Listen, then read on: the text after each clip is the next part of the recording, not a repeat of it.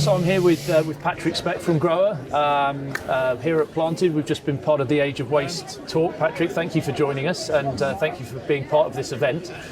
Could you perhaps, why don't we start off with telling the viewer a little bit about GROHE and your role within the organisation? Yeah, absolutely. So yeah, first of all, yeah, thank you very much, Sam, for the invitation. And again, so the panel was, again, just an amazing panel. For me, it's very rich and kind of thoughtful discussions with everybody here, different points of view about a topic, about waste, about sustainability, which, by the way, is one of the pillars, if we think about, of GROHE. So it's already embedded in our DNA. So we're talking about design, quality, technology, and sustainability as the four pillars of GROHE. Again, a leading manufacturer of sanitary and a kitchen. So we do also kind of produce products for all around the world. So we are a truly global brand. Part of the Lixil company is the Lixil House of Brands. So on the water technology, housing technology, and building technology, our Japanese company. In my role, I've been with the company for 15 years now. It's been, again, a long relationship, working definitely with the new product developments, with design. So today, I'm the leader of the design team, and again, for the GROHE brand. And I think the responsibility definitely of us is to really understand consumer needs, to bring, I would say, kind of meaningful products into the market. And I think that's our mission, kind of to transform and to enhance people's lives through our products. That's really interesting to hear, sort of responding to consumer needs. And are you one of the things we were talking about in the panel is how everyone needs to sort of take responsibility when it comes to sustainability, and also some of the challenges that big organisations face in terms of where responsibility is placed. But at a consumer level, are you seeing, how much of a change are you seeing in demand and kind of, for, you know, to really challenge companies and big organisations to kind of to change and to recognise this issue? Absolutely. I think we're definitely living in an era of transparency, right? So I think in the past was much. I think maybe much easier for companies that they were like hiding facts about the way that you used to do things.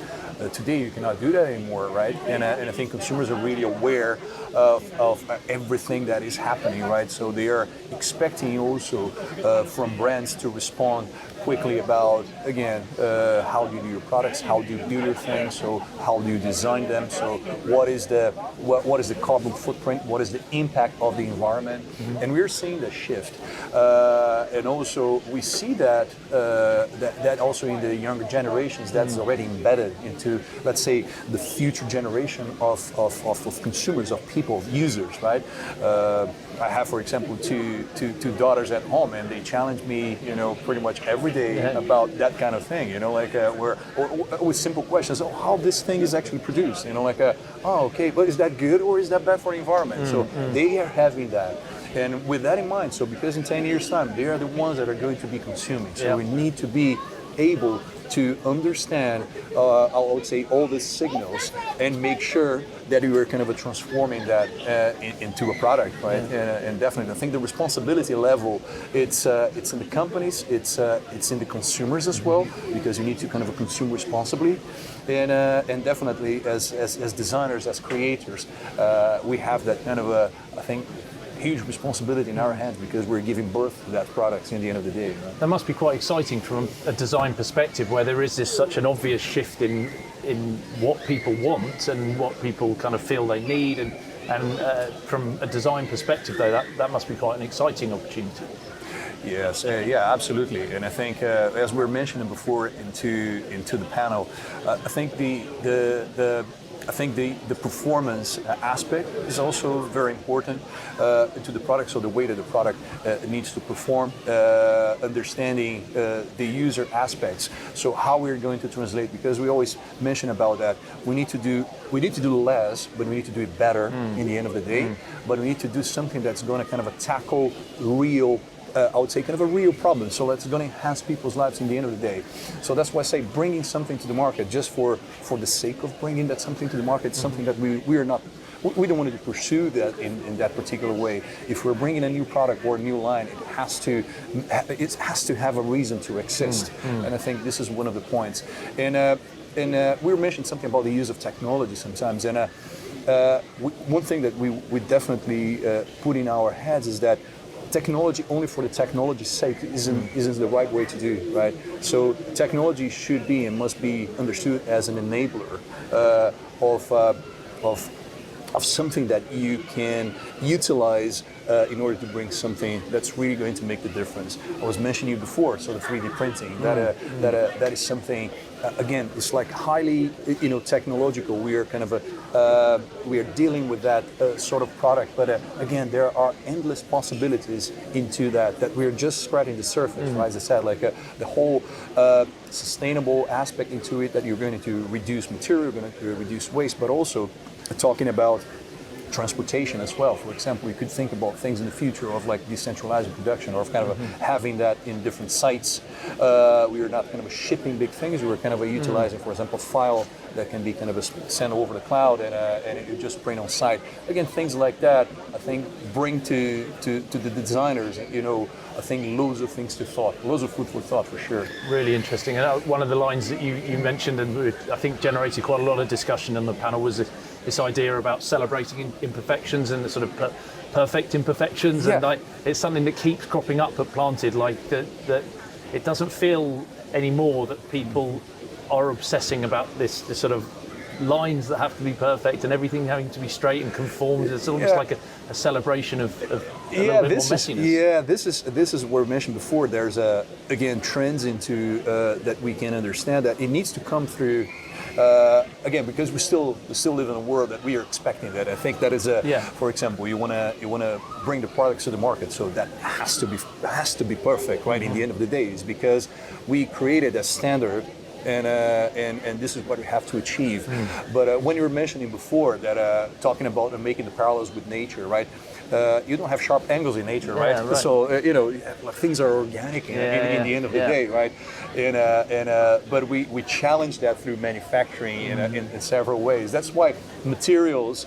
There are materials that are actually kind of built and they have the right purpose to achieve, I think, a certain kind of shapes, right? And for us, as designers, we need to understand the properties of each of the materials and try to utilize that in the best possible way, right? And I think this is something, if you want to shape glass or you want to wood or things like that, okay, maybe we can take wood as it is, right? And kind of and bring that something that's going to enhance the natural state of it, right? As we were mentioning before, sometimes not necessarily into the finished products, but also it goes beyond in terms of like brand environments as well. It's something that we do, trade shows and stuff that we are using, I think, a multitude of materials from different sources as well, as we were mentioning before. That's really interesting. And I mean, in terms of perhaps just looking at that, we talked about trade shows. We're here at a trade show, but we spoke before a little bit about different ways that you as an organisation might look at travelling to trade shows. Absolutely. And how you kind of consider, and I guess maybe a little bit around how the pandemic and things like Zoom and online showcases, which you're obviously a part of here at Planted, how that might just start to inform thinking. Yeah, trade shows, let's face that in two ways. So the trade shows, as a designer and as a design team, we used to travel, I would say, pretty much kind of travel the world to attend the fairs as attendants also, because again, designers, and we are curious, we need inspiration, we need to see what everyone is doing. So that was something, and again, a very healthy, I would say, practice that we used to do again. So there was the impact, of course, there was traveling footprints and stuff, but one thing that we tried to pursue a lot in that case was like within GROHE and within Lixio, so our design studio, so we are split in 6 design studios around the world. For example, if there's a fair in Japan, so the Japanese teams, the local team, they were covering, but then they were sharing with us all the results to keep everyone pretty much on the same page. So that was one thing that we used to do. But also also as a company, we used to massive attend the trade shows as an exhibitor, right? So we were here. So we did in the past with London Design Festival a few times at 100% Design. And again, trade shows, definitely the physical ones, were a big thing for us. But then came the pandemic, as you said, right? Pandemic came and we had to think, well, okay, how can we still create an impact and again reach a big amount of people. So that's why last year we decided to move digitally. That's why we decided not to attend the trade shows, also for several aspects in terms of kind of again health, safety of ourselves, of our customers and everything else. So we created a platform that's called GROHE. GROHE was born. It was actually born before, but it was accelerated due to the pandemic. So we had to come with an answer to that market and to that demand. So again, the GROHE has become a platform and is a place where we can basically interact with all our target groups. So it's a 24/7. So you have that in the platform. We are using that to launch all our new products. We're bringing content. We're bringing the training videos. We're bringing what we call our 360-degree spaces that used to be our vignettes, where you used to showcase our products, but now they're all virtual. So you can get into the platform, you can go there, you can even augment them with your goggles there. You can get in touch with everything that you would do physically, but now it has happened digitally. So again, the keynotes, the discussions, panel discussions, we had everything there.